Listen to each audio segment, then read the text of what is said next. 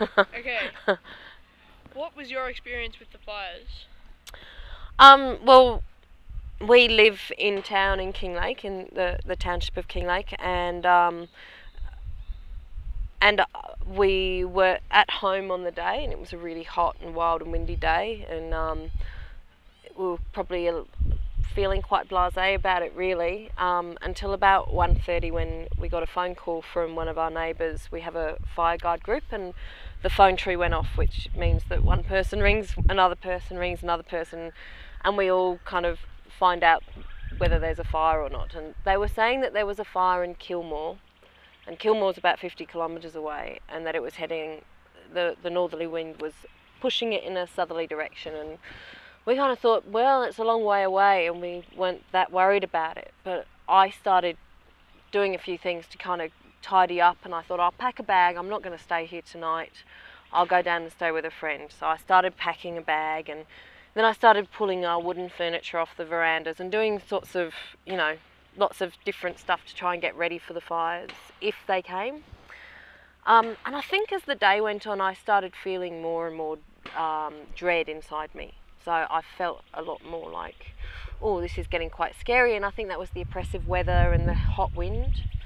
And eventually we went to pick up my car because I'd left it at a friend's house the night before. And while I was there, I thought I heard something down in the bush, but I told myself that it was something else. It wasn't fire, that it might have been traffic, which if you live in Kinglake, you could be pretty sure that there's no traffic noises coming from down that way. Anyway, so we got home, Daryl was filling up the gutters with water, and at one point I heard someone on the radio saying, I'm in Strathewen and I'm watching my house burn down.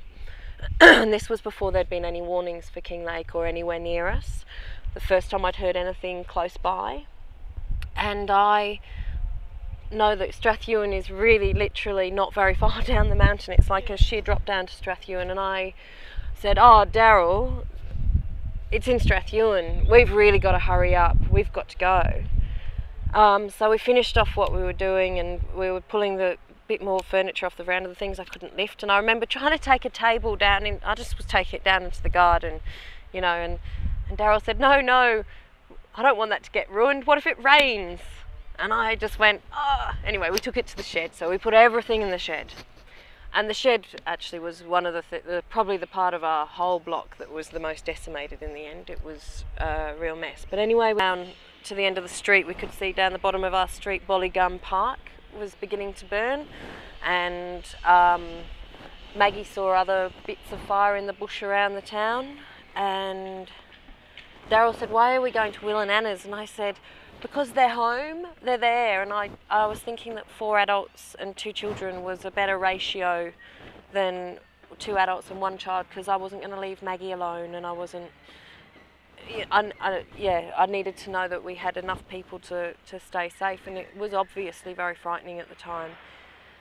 And as we pulled in, we could see the fire over the other side of the field. They live on Mount Slide Road, and across the other side of the field there's bush, and the flames were like, the trees are much taller than this at that point of the mountain, and the flames were well up above the treetops, and it was a massive fire coming at us as we pulled in. And then we got inside the house, and we were trying to shut the front door, and the wind was so strong it was blowing right at us, and it took us 2 or 3 of us to shut the front door, to actually close the door, because it was so strong and it was so frightening. And we stayed in Will and Anna's house, and Daryl and Will and Anna went around putting out fire, and I was trying to hold on to their son Ollie. And I honestly can't remember actually hearing the fire. I always thought it would be something, the sound would be terrifying, but the sound wasn't something that registered for me. I was really terrified, especially towards the end. I thought we were doing okay, but then we didn't have any water, the tanks had melted. It was all kind of over. So it was falling apart. Yeah, well, it wasn't falling apart, but the fire was inside the eaves. You could see it coming in through the tops of the roof, and you could see it coming in through the outsides of the windows. and the whole of the back veranda was on fire, and the laser light was dripping down, and it was. Anna turned to me and said, "Oh, Ollie kept trying to run away, and she told me to sit on him," and I thought that was a really not a very good idea. But then but we wanted him to stay still, and he wouldn't stay down. Maggie stayed down and was still under a blanket and really safe. But Ollie was wanting to run after his mum and dad all the time, and it was really difficult to keep him still. But yeah, Anna just said to me at one point, "We can't stay here. If we stay here, we'll die." And it was like, "Yeah, you're right, but where can we go?" And then Daryl had a look out the front, which is where the fire had come from, and he saw that it was sort of like it was burning, but it wasn't a front anymore. There were patches of bush and shrubs and things burning, but we could actually leave that way. And my car was okay, so we jumped in my car. And Anna and Will's car was okay because I'd actually parked in front of their car, and so they were able to drive away in their car. And we drove up the street, and there were a couple of branches over the road, but we just managed to. We were lucky we managed to get around them. And we got into the main part of the street, and I remember at the roundabout at the going into town, there was a CFA truck and someone from the CFA, and they were just standing with their arms open, looking like they just didn't know what. How did you deal with the effects of the fires over these past months? I think it's been probably one of the most difficult things about the fires. We've lost a lot of people in the town, and we've lost a lot of houses in town, and so a lot of people aren't living in town. There are people who have died, and there are people who are living a long way away, and that's been really hard. So things like community groups and getting things happening in town has been really difficult. I think that in some ways our ability to make decisions for ourselves feels like it's been taken away.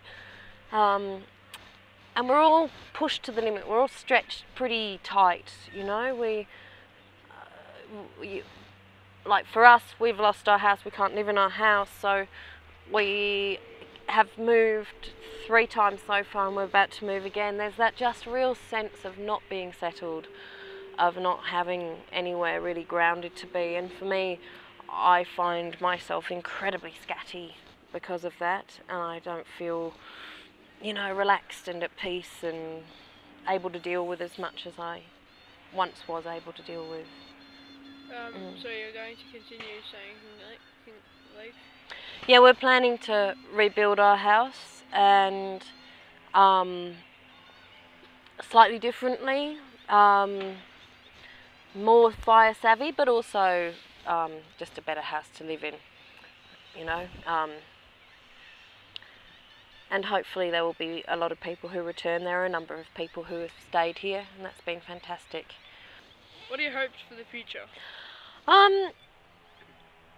I hope that the town comes together and works together as a really well functioning and happy community. There's been a lot of goodwill in the town, and that's really wonderful to see. And I think we have to really build on those aspects, and and make sure the town thrives. I mean, I think even before the fires, we had our issues with not enough amenity for a small town, which is quite a lot larger than people think it is. So we need to really kind of push forward to make sure it's a really kind of self-reliant, high-functioning little hub of activity, Kinglake. Okay, that's it.